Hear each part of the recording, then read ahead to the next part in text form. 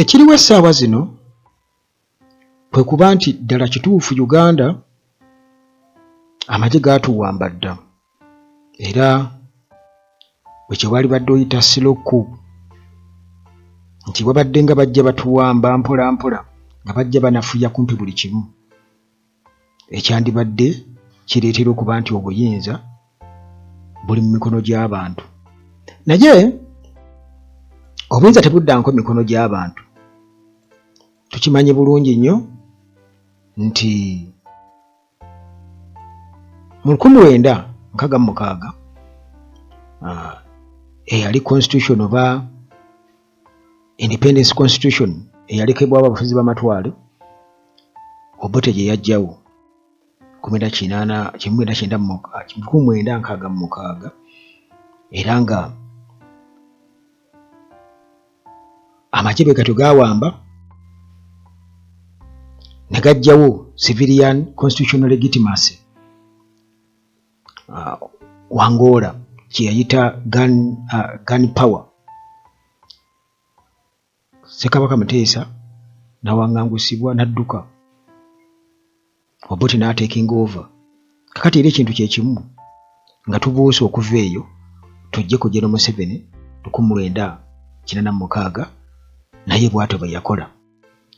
Era bano bo bennyini baatuuka n'okuba constitution yabe gye beeteerawo 1995 nabo bennyini bajja bagisokoola baalekamu emiwaatwa egy'okubeera nti nno bagenda kubeera nga bagisinziirako okusobola okwewangaaliza mu buyinza okugyamu bajjawo term limit 2025 age limit 2017 nga byonna bigendereddemu kubeera nti bakakasa tebaliva mu buyinza okuleka mpozi ng'omuntu azze n'abakwata jeeke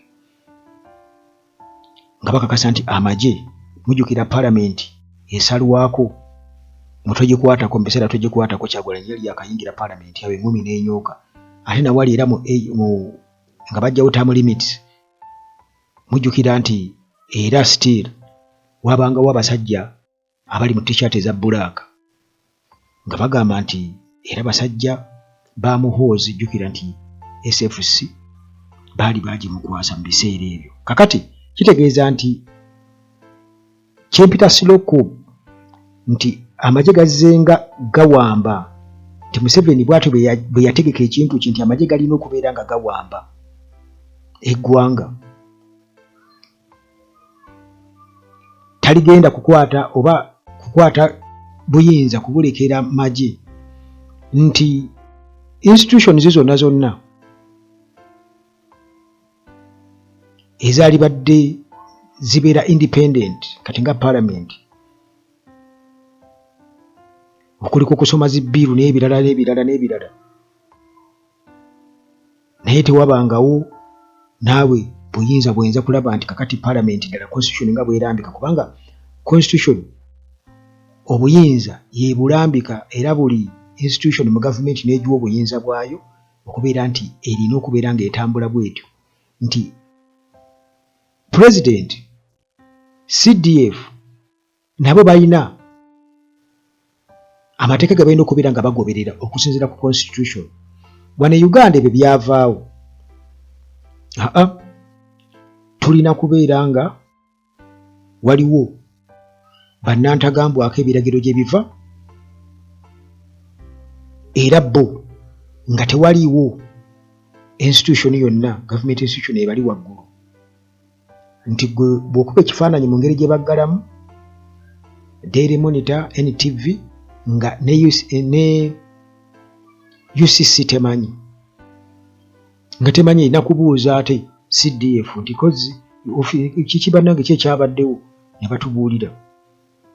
Ekyo kyongera okulaga nti newankubadde nga constitution bo gye boogerako gye baakola 1995 weeri naye nabo bennyini tebagirespecting bagiyisaamu olugaayo.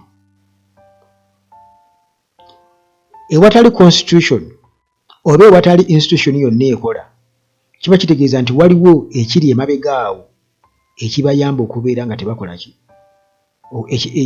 ekibayamba bo okutambuza bo ebintu ebyo nga bwe baagala nga tebagoberedde mateeka. Kati mu Uganda enfuga ey'amateeka teriimu, already amagye gaatuwamba nti General Museveni bino byonna abadde nga ajja abikola kagenderere. Era ekintu kye tusigazza wano e Uganda, kye tusigazza kwe kulaba nga waliwo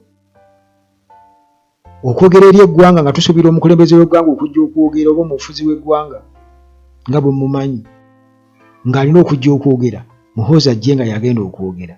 Kubanga bwe ntunuulira Museveni n'engeri gye yabadde ayingira mu Parliament n'engeri gye yabadde atambulamu nga bw'omulaba naawe, tosuubira kuba nti nno guno omwaka singa babeera bakyaliwo mu buyinza nti guno omwaka n'ogujja Museveni anaaba afaanana atya. Kati n'olw'ensonga eyo ekintu kino babadde bajja nga bakikola steadily, era nga babadde bajja bakikola mpola nga baagala kijje mpola mpola, kubanga bw'otunuulira Muhoozi ennaku zino nti naawe ojja kukaanya nange nti ku guli omulundi bwe twayigendera mu kalulu ka 2021 awo n'ebbanga eryaddirira awo ekisanja ekyo, abadde asoma nnyo kapapula,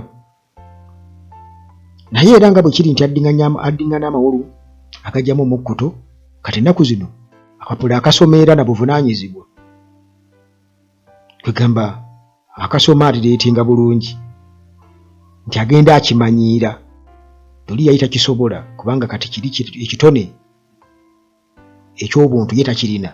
Kati nga bulaba Kyagulanyi kyalina nti asobola okujja talina kapapula n'ayogera. Kati yes edda ajja n'akapapula n'abeera ng'asoma bw'ayogera, naye kati ate asobola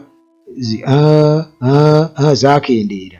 Kati eyo confidence entonotono General Museveni gye yali amwagala muti newankubadde bamuwandiikira buwandiikiza ebyokwogera, naye asobola okubyogera n'abisoma, abantu ne bawuliriza nga taswadde.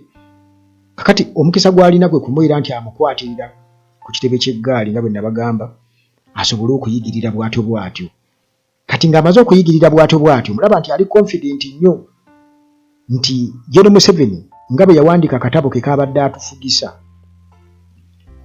nti ye ate akatabo kawandiise kakwasiza Muhoozi kakyukamu, kali opposite ku kali, nti ye General Museveni ng'ayita underground, abalufiiriddemu ne balufiiramu, n'abakolerako eyo bw'atyo. Kati ate ye Muhoozi n'amugamba gweyitira waggulu, n'ekyokoze weewaane, olina okulaga nti oli wa bulabe nnyo, kubanga ajjukira era yali birthday ya Muhoozi we yagambye nti Muhoozi bw'andajja tagenda kola ki, tagenda kubasaasira, agenda kuba muzibu nnyo. Kitegeeza nti ekyo kyali kyongera okulaga nti Muhoozi yali ajjawa, yali amutegekera ki, yali amutegekera ekyo. Era kye yali ayogerako ku birthday, jjukira Kagame gye yaliko mazaalibwa, Kagame gye yaliko mu State House aga Muhoozi.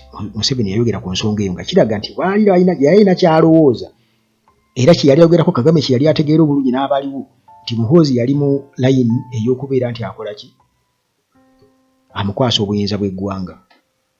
Kati Muhoozi talina buganzi, era akimanyi bulungi nti obuganzi tebuliiwo, era akimanyi bulungi nnyo nti bannayuganda tebamwagala, tebalimwagala, tebamwagalangako. Kitegeeza obuyinza alina kuwamba buwambe, era ekintu kye babadde nga bajja bakola ebbanga lyonna, kubanga General Museveni ne kennyini akimanyi nti akalulu takawangulangako, era nga tasuubira nti n'omutabani we ayinza okukawangula. Kati abadde ajja amuteekateeka kubeera nti akwasaganya magye, kakati ne mu ngeri ey'okuba nti kale oba temunnunda muleke eyo, nze nsobola okukola buli kimu era sitiu neesigala nga nze akola ki, nze abafuga. Kati Muhoozi kyaliko nti mmwe ne mugamba nti mulina opposition eyammwe, mulina abakulembeze abamwe bemwagala nga Bakyagulanyi, nedda. Naye ate ekyo tekimuwa monopole ku kubeera nti nno newankubadde nga anaatula mu ntebe nti ajja kugiwangaalamu nti oba tebaamugjeemu. Ekyo njagala onfune bulungi nnyo, kubanga ne Museveni yagenda 1981 mu nsiko, yeesimbawo 18, 81 n'agenda mu nsiko, 86 n'awamba. Kakati kyonna ekisobola okubaawo awo kisobola okutwala obudde, nabo bakimanyi bulungi nnyo, kisobola okutwala obudde. Naye gwe ky'oba omanya nti General Museveni ebiseera ebisinga obungi bino byonna okuba nti yaba yabibala abeera ahead nti mukimulowooza sometimes zikyabaabala. Kakati abadde nga ategekera mutabani we ye yakimanya nti Magye era ne bateekamu bantu baabwe, bateekamu abantu abatali baawano ne babawa obutuuze bwa wano nga bo bali ku mulimu bamasinale. Kati bamasinale abo ne balabika nga be bayinza okubakolera omulimu. Ntwajukira nti bakuba abantu amasasi e Kampala ne bakola buli kimu nga tebalinaawo kisa kulaga nti tuli ku bannansi bannaffe betukola bino. Kakati nga bwe mbadde nkutegeezezza nti tusigaza kaseera kulaba Muhoozi nga kwegamba ateekinze over nga tulaba Museveni tetukyamulaba. Katugeze waliyo oba lunaku lwa independence nga Muhoozi oba omukolo gwonna nga yakola ki, oba baministers mu cabinet babeera bakyali awo nga Muhoozi yazze mu ngeri efaanaganako bwetyo, oba okulaba nga kati nga Museveni bwe tumulaba bw'ayitawo ng'agenda e Nakasero kati nga Muhoozi y'ayitawo. Kyekintu kye tusigazza okulaba. Era byonna biraga ki nti eggwanga ekisooka baaliwamba, wabula tusigazzaayo okuwamba okufaanaganako bwe kutyo mu ngeri bwetyo. Bwe tuli wano okusinziira ku bintu nga bye bitambula, alina okusinziira ku mbeera nga bweri nti ye Gen. Museveni aliwo nga bw'onoogamba nti bwe munaabeera waka mulina jjajja naye nga waliwo taata ate owammwe, naye nga ne jjajja wali waali era nga n'ebibanja talimirayo, mwe abalimirayo n'ente ze tabalina bizikuwaatako, yakaddiwa. Kati Museveni kyekyolekedde okubaawo singa Katonda aba tamujjuludde oba nga amujjuludde, kubanga ate singa amujjulula kiba kitegeeza nti kati eba direct ku oba tali kubuusabuusa. Kakati wano nga tugenda mu bbo kye bayita transition nti ono aliwo nga kiguumaaza, ng'ono bw'asannyalaza institutions zonna constitution, amateeka tegakola, ebya rule of law tebikola na buli kimu. Naye nga bwe ntunuulira ebintu awo wetulaga muganda wange,